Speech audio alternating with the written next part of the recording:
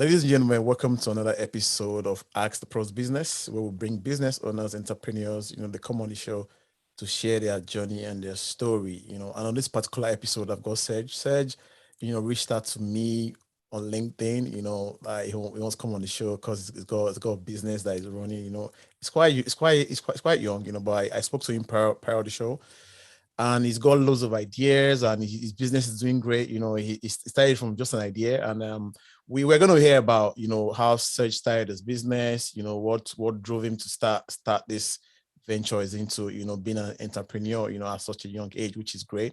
I wish I did that when I was much younger, but but he's yet to share his journey, So Serge, on this show, we start from the beginning, just telling us, how this journey started for you, how did it all begin? Okay, so I just introduced myself. My name is Serge Lutumba. I study at Canterbury Christchurch University, that's in Kent, and I study sports science. So regarding how I started my business, was like I was just thinking during the summer last year, just about getting into business and entrepreneurship. So I was just dabbling, looking at other entrepreneurs, whether it's clothing brands, whether it's just people with ideas. And I'm one person who has ideas all the time, but I never follow through with them. And I've just seen all the ideas I previously thought of, people act on it, and they become something of them ideas. So I had an idea of what gap was there in my current situation that I could fill. And obviously, me being in Kent, in terms of Afro hair products, as a uni student, is very difficult to acquire because the area doesn't accommodate for a lot of Black people, because we come from London and other areas, multicultural areas, to this area. So it was like they couldn't accommodate for us and certain products that we need as Black people, Afro people as well. So I came up with that idea, and obviously I had to think of a name, and obviously the name had to be something catchy. So my area is called Canterbury, and so I shortened it to Cants, Cants. The uni students have shortened. We normally say, "Oh, you're going to Cants." We've shortened it, so I use the slang that we all use to incorporate into my name, and obviously hair supplier. So it has that click to it. Canterbury hair supplier, Cants hair supplier, Cants hair supplier. So it has that quick, short syllables, easy to say, very catchy to say to other people. So I asked a couple people around, "What do you think of this name?" First thing I did was make the Instagram straight away. Make the Instagram, create my bio, just explaining my service. So my service was, I'm going to bring Afro hair products from my area, which is London. I'm going to bring them to Canterbury, and I'll accommodate for not only people who need it for themselves, but other small business owners such as hairstylists who need products to do hair, because again, we're all uni students, and to travel back and forth from London costs a lot of money. So how about I cut your costs by bringing them to you and you come to me? For that, I needed a selling point. And why would they go to me? That's the question I had to think. Why would they pick me over these bigger stores like Superdrug, like Asda, which is like 5 minutes from me? Why would they pick my products over theirs? And what was unique to me is that I had a scooter, I have an electric scooter, and I said, you know what? Oh, nice. I'm gonna get your products to you before Amazon, before Superdrug, before Asda can get them to you, with the personal connection of knowing who I am. And hopefully through that, I can win over the already friends I've made, plus them sharing my idea through social medias. And so thankfully, um, the next step was finding a logo, obviously. And I obviously came up with my logo, which is on my business card, which is a female with two pom-poms. And obviously, I picked the female with two pom-poms because I wanted to target a female audience initially, because I know with us guys in the summer I had braids. I just wanted to cut off, and I did. Whereas with females, looking at my market research personally, they're more likely to be reoccurring than males. So my branding was to attract females with a feminine logo, and obviously with the font and everything. And obviously it went down well. I had the warm yellow. Obviously, I believed it was the color that I just picked because I think it looks nice and it complements the black. But yeah, obviously after picking my logo, create the Instagram, and then it went to marketing. Obviously, I'm just a freelance entrepreneur in a sense where I just have an idea and then I have to make myself an expert in that field. So my interest is football, sports, just regular guy interests. But here I am doing this, you would have thought. But in that sense, one thing I learned about being an entrepreneur is whatever you find the gap in, you need to be an expert in that field. So you need to go ahead, even if it's something you don't initially see yourself doing, you need to go, you need to put research and put the legwork into that field to become an expert so you can make it yours. And that's one thing I'm constantly doing. And with information is free, I can go to my friend, oh, what do you find most difficult to acquire in this area? And they could go, you know what, I can't really get moose. And then I can ask and I can just tally. That's my market research tallying, Yeah, just yeah, market research tallying. And yeah, that's yeah, how I came up with, as well as doing my market research, my product line. So now I'm looking at, cool, you do hair. One of my friends, I'll be like, do you do hair? Cool. What is the product you use that tends to run out the most? So I've got my product that I want to get. I've got frequent people who are going to come back to me because them products are constantly finishing. And now I know roughly what my customer base is going to be. So just through that, obviously I've got a map, and I've got something to structure my business off. So before launching officially, I've done the relevant legwork, including the most important, finding a supplier. Obviously, I'm a black youth walking around, dressed in a tracksuit, going to all these shops, and they're looking at me, and I'm like, yeah. I'm talking to them about not buying a do-rag or a comb. I'm saying, how can I get your business card so I can talk about buying in bulk and seeing if you can give me a quote? And they're going. So I had an array of different experiences with some shops. Some shops looked at me and went, nah, they didn't want to work with me. Others wanted to get involved in what I was doing and try pry and tax me. And it's the business world, so there's people who can see and jump what you're doing. So I had to be mature and understand I can't sell myself, but I need to find the appropriate way to Yeah, yeah, get what I need yeah, and give them yeah, what they.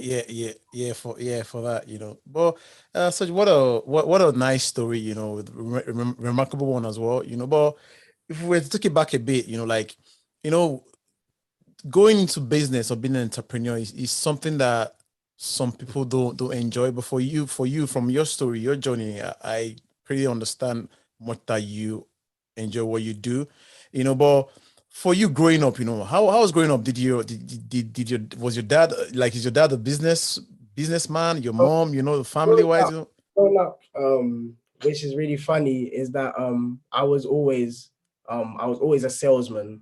I was always talking my way into getting things I wanted. So someone had something I wanted. It wasn't me purchasing because I never had that money to be able to just ask my mom for £5. It was always me talking my way and smooth talking into getting what I wanted. So that set the base.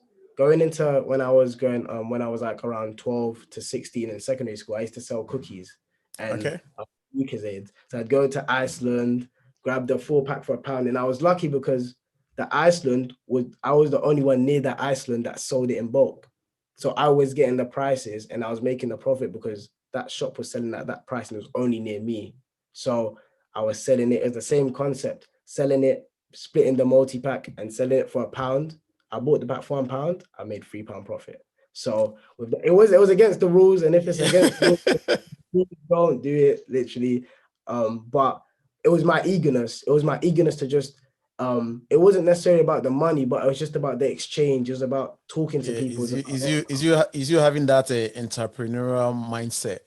Yeah, exactly.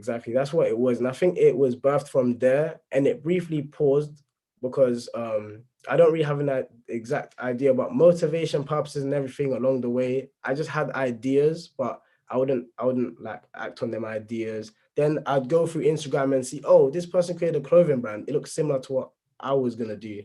And then I'd watch that clothing brand do well, and I'm just like, huh. And then it constantly became an idea until I thought, oh, I found a gap in my current area. You know what? I'm just gonna go for it. And forgetting the gender stereotypes about oh, how you a guy and you're selling, you know, female products and what. It's just like whatever I find a gap in, whatever I can see progressing, I'm just gonna go straight for it. I'm gonna see what. But with these hair products, you know, like, do you have your own products, or you sell other products? I sell products from like suppliers. So the suppliers in the stores, I bring them products to Canterbury. So I'm kind of like my own boutique. So So to say you're kind of like the middleman, right? yeah, I'm kind of like the middleman in terms of I have my own products. I sell it under my own business name, and I serve university students. That's kind of the standpoint of my business. So how long have you been doing this business now? So we launched in September. We launched in September of last year. Last year, okay. You launched in September last year, going all the way till now, and we're currently at nearly 300 followers organically. Just from me making my deliveries from my electric scooter, personally interacting. Also on my notes, I bookkeep, so I write the names of every person who purchases, what they purchased, obviously the price, and what year they were in. Why did you do that? To obviously have a map of my customer base and to also be able to forecast. Because initially starting a business, you never really know how far you can go. But a year from now, the key for my business was survival. So a year from now, when I come back in September, I can look and I can go, when I restocked at this time, the trend was up. Why? Why was people purchasing more at this time and why was the purchase down? I'll give you an example. September, student finance has just dropped, but people have come from wherever they've come from, which is home here. So they've come with all the things they have from their house. So now, are they going to buy from me because they've already come from London? But then coming to October, November, their products start to run out. And student finance is also running out too. Can they afford to go back to their respective areas and come back for just that product? That's the key, for just that product individually. And that's where I come in. I come in and it's patience really, because with this business here, it's a gradual process of people slowly turning their heads. At first, people are going, thinking, I heard it's too expensive. I heard, I can get it here. I stuck by my prices and I let the market kind of sort itself out. And slowly but surely, people are turning their heads. And as they turned their heads and they met me as a person, they realized, oh, this is a likable guy. You know what I'm saying? I speak to them, I say, oh, how's your day been? Most of the people think I'm a girl when they be like, oh, hey sis. And I'm like, oh, well, yeah, well, this is me. And they'll be like, oh, wow, that's a good thing that you're doing. So I create a warm environment. They have a good experience with me personally, and I'll literally deliver it straight to them at any time, obviously in Cool, between hours. cool, So cool. that's Cool. But from your story now, you know, one thing I picked up from your story now, it's building relationships, you know, yeah. and you know, speaking to different business owners and interviewing entrepreneurs as well, you know, and I found out that, you know, people buy from people that we like, people we trust as well, you know, and I see that you're building that trust out there as well. I haven't said that. Why should people come to you? Like, what makes you think that people will come to you instead of going to those big stores? And I know you said something regarding that, you know, initially in the beginning, but I'm just curious to just, you know, have a feel more why you feel that, you know, that this market area, you know, this business area, you know, people will come to you instead of going to the bigger stores. um in that sense, with purchasing, obviously beforehand, I obviously look at psychology behind it. So a lot of the purchases you make can be psychological, obviously. Like you just, like you said, if you like the person, just even just everything around the product, like people can pay for. So with me, we'll look at away from that, we'll look at just the pricing. I can match their price and I can beat delivery times.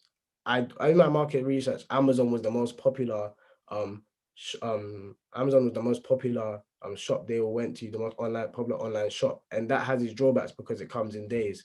And where I say Afro hair products means there's some products on my line that you can't find at your regular But super. don't Amazon do like next day delivery those products? But when people need the products, they tend to ask at that time and need it in the moment. That's what I've experienced, and that's what people tend to do. And through the word of mouth, obviously, people can purchase. But the hair products that I sell, I made sure that if I look at the area I'm in, I look at my competitors, which are physical stores, as well as Amazon, but let's just focus on the physical stores. We have Superdrug and we've got Asda. Asda don't sell the hair products that your hair beauty supply store in London would sell. Like we can say, for example, a gummy wax. Superdrug don't sell it. Asda don't sell it. So for Amazon, I can go, let me match Amazon's price, but stick by my own selling point that I'll get it to you at that point in time that you need it. And for me personally, it's been working out. Obviously, I've been making profits. I've been forecasting, and obviously through my profits, I've just put money into the infrastructure of my business to add business cards now, and I've got also stickers also as well. Through that, I've got business cards and stickers that I can stick onto products to just show these are scannable social medias. So as a person orders, Nice. they can scan. This did cost a bit, not too expensive, but with my profits, I can go in and pay for something to level up my business to make it look more and more official, which I like the game of just leveling up to see Yeah. how far I can go. Instead of taking money out my business, spending it on things that are obsolete, spending it on things that are stagnant, I can actually make my business look more and more. Yeah, yeah, and More, it's yeah, and it's definitely a game of numbers, you know. But yeah, when you like now you're doing good, judging by what you're saying. yeah. But when you now expand, you're getting more customers, you're growing, the business is growing, how you gonna keep up with the same day delivery? Like someone needs something now, So you wants it now, what is yeah, your projection towards that? yeah. So in the midst of that, obviously, as an entrepreneur, you need to look into the future contingency plan also. So looking into that, I've spoken to friends prior in the midst of my event or my business actually expanding wider. In my area in Kent, there's in my area specifically, there's Canterbury Christchurch University, Kent University, and obviously Medway University, which is a breakaway of Kent, basically the same uni in two different places. So there's three major unis in my area. I'm currently local to two of them, and I've been currently handling the demand. But luckily, I have friends who drive, and this is where as the demand comes in, I start to employ. And I start to get people to work on my behalf until I'm watching and everyone's working as a well-oiled machine. That is the blueprint of it. But for it to be set in stone, we need to get there. But there's an idea there, and there's people willing to put themselves forward to help me out too. So that's really the plan as we expand. Yeah, nice, nice. I can see you pretty working everything right. Your plans, your strategy. Everything is coming up. And you're doing good at what at it. I must say. But in terms of managing your time, studies, football, sports, now the business. How do you manage your time? Because I know that, and I know there's a lot going on. Again, you're a young guy, and you probably have side attractions as well. The girls are there. So how do you manage all that? Man. But yeah, that was the biggest challenge in terms of entrepreneurship. I was not prepared for, because believe it or not, my time management was one of my biggest weaknesses coming into university. It was just one of my biggest weaknesses, just watching time go by, procrastination, just like everyone else, literally. So it was a big shock. Me just waking up. Normally, I can just lounge around, stay in bed from 8 to like 1. I'm waking up and I'm seeing someone say, "Oh, do you need this?" Okay.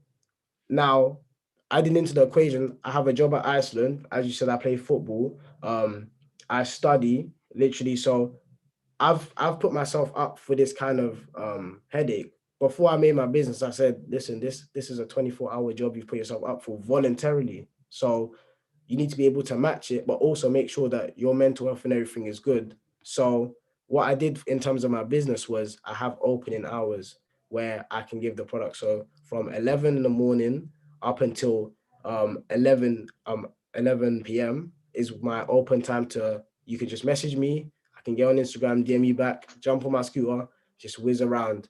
as soon as that cut-off time is done, it's done. Obviously, on my social media, I update my customers. I have FAQs page, frequently asked questions, everything for them to refer to. And obviously, with the personal relationship, it helps as well, because as you meet every customer, you have a little conversation. And I like to talk about myself, and I like to hear my customers too. So they have an understanding of who I am, and they're empathetic to it. And I'm thankful to every one of my customers, and they know that, because they're helping a process and they're putting money to help fund something that can help everyone in general. So even with what I'm doing as well, just funding, making a little economy, even for the hairstylists, I'm cutting their costs going to London and back. So they reach a profit quicker. I've made a little economy. So it's a responsibility for me to make sure that my mental health is fine, but I'm still learning. I'm still literally learning. There's some people message me, I'm at work, they don't know, they get frustrated.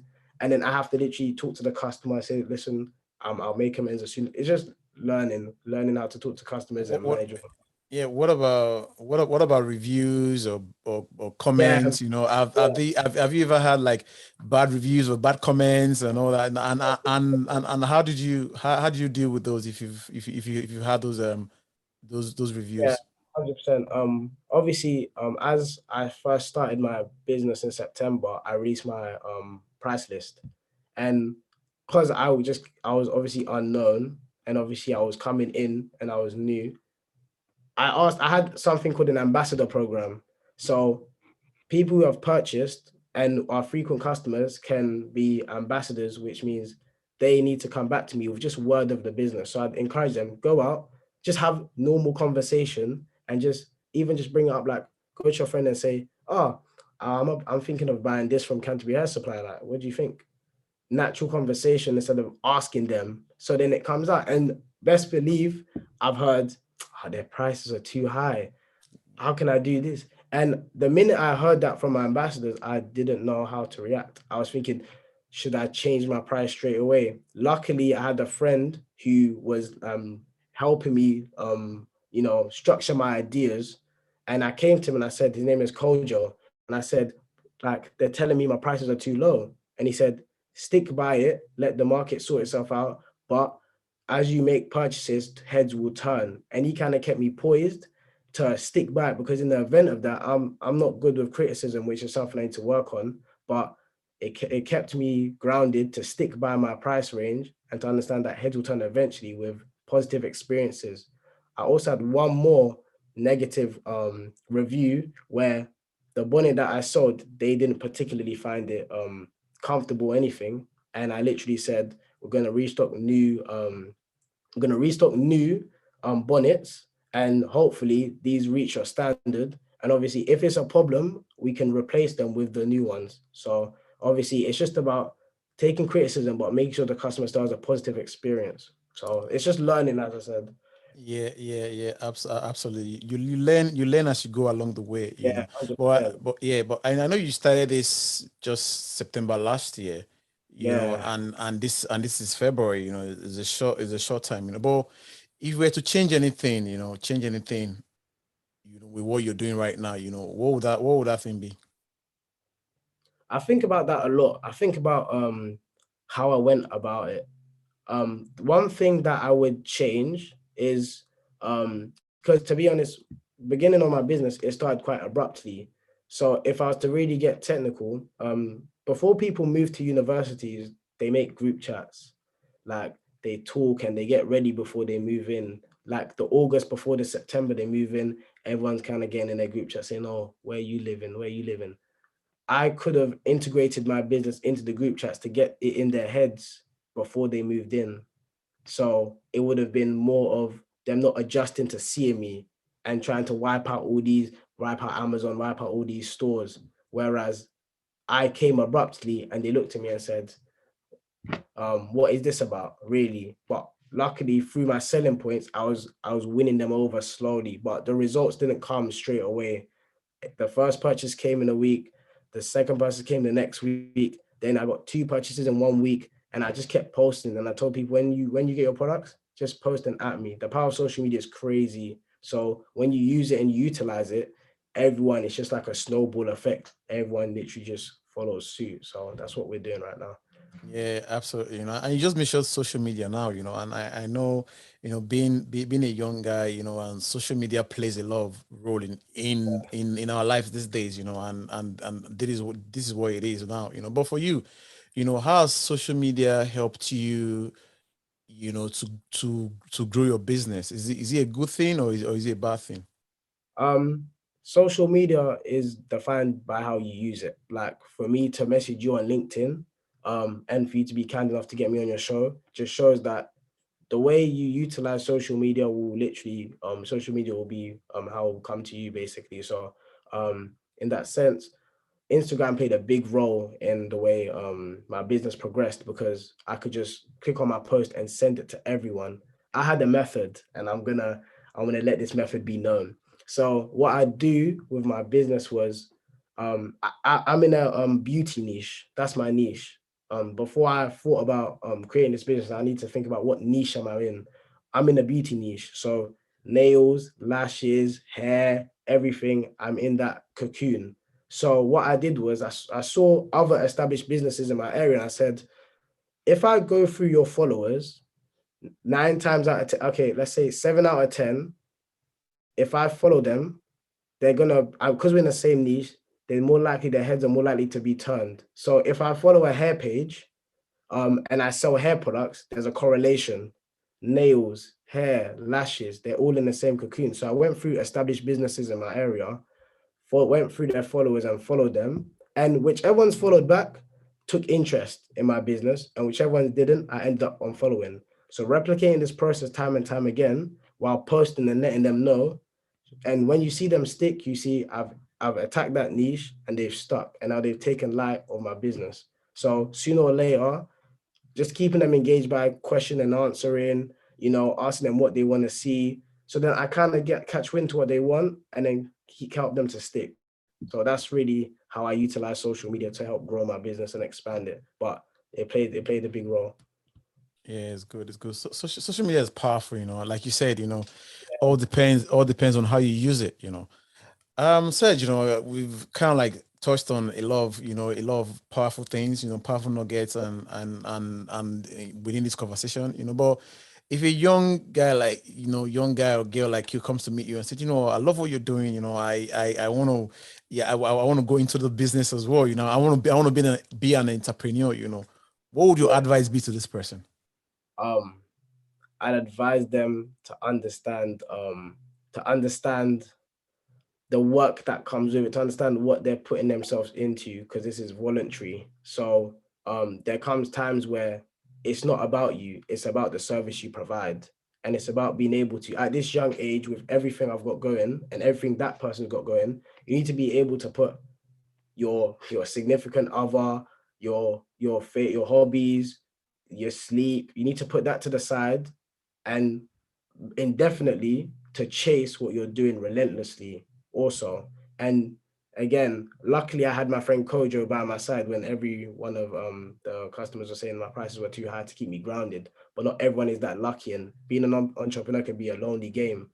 You can take things and be alone. You can hear a lot of no's, but to be able to put everything aside and just drive for your business, but able to mitigate time for it is a big part of it. So if they understand that you're gonna have to put a lot of things aside to strive and follow this business, then go ahead and do it. My advice would be just go and follow it straight. And it's very important that you also focus as well, because focus is key. When you pick something that you want to do and you just focus on that thing, you probably make headway with that. In terms of, and I know you spoke about, how you came about your business name, and your logo as well. You've done your business cards. You also have stickers as well. But what is your idea on branding? Business branding, because you probably done some of that yourself. Like Yeah. in terms of business branding, or branding yourself as well. Can you shed a bit of light on that? Oh, so when it comes to branding my business, one of the main things about me was at first just separating me as an entity from my business. So in terms of branding, I just look at something that can stick in someone's mind. So obviously, before I made my business idea, I went through similar pages, obviously just similar pages, seeing what businesses tend to be more successful than others, then finding out why. So with my niche and with what the customer base I tried to target, I wanted something that could easily be integrated into that and also be different as well. So also making sure that my business logo isn't similar to anyone else's. And obviously the name as well has to be catchy also. So branding plays an important role because hearing people just talk about my business, I know if I'm going to say something, for example, Nike, Adidas, like the syllables are very short and quick. They're easy to say. So I could have easily went with Canterbury Hair Supplier. In a normal conversation, if I say, "Oh, you're going to buy something from Canterbury Hair Supplier," it's obviously too wordy. So I caught wind of obviously the slang. I added that involved, made it trendy to my age group, obviously targeting um, Afro hair products also in an age group that is trendy, and it all came together perfectly. But branding plays an important role in the marketability and how much customers you get. But it all literally depends on what niche you're targeting. Because if I was targeting the older audience, Canterbury Hair Supply is more formal and will be more respectable to them more than Cants. But obviously, because I'm targeting ages 18 to 22, 23, they're gonna be hip to the slang and everything. So it worked well. Yeah. The count is it is gonna resonate more with the with the Gen Z, Yeah. So that's a very so that's a very good, that's a very good one. So what are your plans? Do you have other business coming up, or you're gonna ride with this for a long time? So I've got one big move that I've made with my business.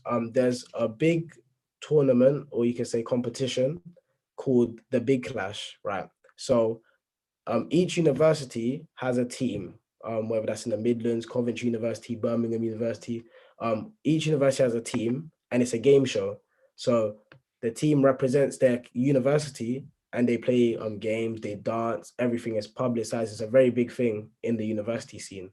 So what I went ahead and did was contact the team leader of Team Kent of the Big Clash, and I established a partnership with them in preparation for the Big Clash. So what I've done is I've taken a big step into making my uni business above. I made a big step into making my uni business more official in terms of now we've introduced partnerships and sponsorships for uni business. That's unheard of because it's never been done at that level before. So what I've done and what I aim to do is break the barrier for young entrepreneurs to take this business as far as they can. And to be honest, uni students is a easy niche in that sense because we're young, we're experimenting with money, we make a lot of decisions and mistakes. Yeah. So in the event of that, it's an easy market to pry yourself into in regards to older customers. So that's one of the big steps I've taken. But as for the future, like if you told me 3 years ago, oh, you'd own your own hair business, I'd be like, I don't even, that's nothing to do with me. But life takes you in different journeys and different pathways, just how you adjust to it. So right now, I'm gonna ride with this and I'm gonna see how far I can take it, how many boundaries and barriers I can take. I can push through. But yeah, I am still doing market research for a business plan originally that I was planning to do last year that I didn't go ahead doing, which was a coaching company that does soccer schools and holiday camps, which I'm still aspects from this business I can use to just literally be a blueprint for my next idea. But that's just sitting there. Right now, I'm just gonna see how I cope with this. But that's the plans for the future. Yeah, absolutely. But on another thing I want to touch as well is, and I know this is your niche is the Afro hair, right? Afro hair thing, But though you think you're leaving a lot of money on the table if you're not targeting other, you know, other areas as well in terms of being diverse, like probably like spreading to the white community, to the Asian community, and with your hair product. That's one thing I did take note to when creating my business because it's like obviously this is a Afro centralized business in terms of black people and people of color. But when looking at white people, European people, hair products, it's a completely different ball game that I wasn't used to in that point in time.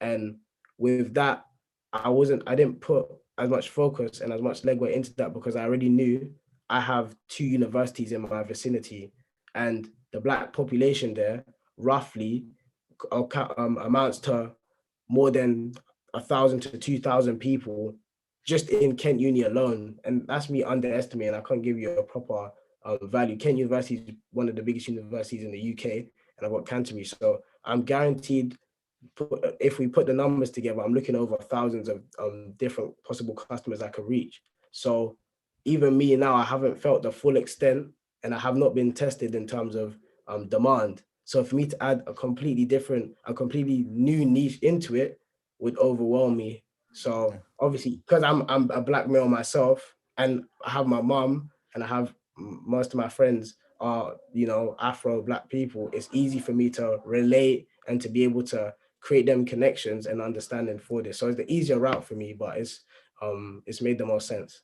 But Yeah. it is something to pay mind to. It is something to pay mind to. Yeah. What about competition? You know, like if you find out that there's someone on the site doing the same thing you're doing as well, you know, how would Yeah, how would that play out? part of my market research was looking just to see, is there anyone who is indulging in, you know, or looking into doing what I'm doing or already established. Luckily, in the rare event, I checked and there was no one doing what I was doing. But what is important is, even though I am the only business doing this, anyone can wake up and say, oh, he's doing this. Why can't I just do the same thing he's doing? And particularly, there's not a problem with that. But with my mindset, I've always had competitors in my head. That's what leads me to, as soon as I'm making comfortable profits, I'm looking at how can I take the next step. It's that establishing that partnership with Team Kent at a big game show like the Big Clash means that I'm established now and I'm synonymous with Kent. I'm ingrained in their culture. So now Mm-hmm. whoever goes ahead and wants to come in can come in, and they'll probably make money because there's a lot of money for all of us. And I'd even encourage it. It's not anything negative, but I'm ingrained in Kent. I'm partnered with the Kent ACS team, which is the African Caribbean Society. And again, they're free to come and join my market, but I'll be the McDonald's of that market, basically. So I have to have that mind that there's competitors about, and I have to ingrain myself in the actual society of what I'm trying to, the niche that I'm trying to get into. So yeah. Yeah, absolutely, Serge, man. It's been a wonderful show, you know, and I love the answers and the way the conversation has gone so far, you know. But you know, if guys want to get in touch with you, you know, like you know, they want to reach out to you, you know, where's the best place? Okay, so I've got my Instagram, obviously Canterbury Hair Supply Instagram. I've it's Canterbury, so it's Canterbury Canterbury hair supplier on Instagram. I've got obviously my LinkedIn, obviously where I connected with you, Serge Lutumba. If you want to connect with me, LinkedIn. Any opportunities, anything there, you can message me on my official LinkedIn. But yeah, just obviously on the business card there, if you can see, I've got a Snapchat also. That's another social media I utilize Are because of you how quick. do you use do you use TikTok? Yeah, I also use TikTok. I also use TikTok as well. Um, TikTok doesn't quite have the push. So what I would use is I use TikTok to create my videos, but then put them onto Instagram.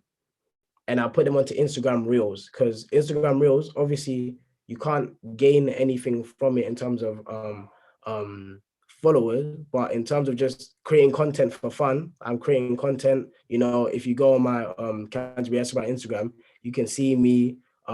You know, if I'm going back to London to get product from my supplier, I can go, cool, let me make a quick little TikTok video of me just doing my journey. So the customers have obviously content, and they're seeing me acquire my products and see what I'm doing while also getting a service. So that's one thing I enjoy about my business, creating content. Obviously, with my stickers, got a little idea coming up. I'm going to just put my stickers around places in town in Kent, put stickers around, and obviously people see and stuff. So it's just fun, literally. I can just tell my friends, hey, do you have any ideas? What can we do? You can take this in so many different ways, honestly. Yeah. But yeah. Yeah, absolutely, Serge, man. It's been wonderful having you on the show, and I'm grateful as well for your time, So it's been good. Thank you for the opportunity, man. Thank you. All right, cheers. Bye. Yeah, nice.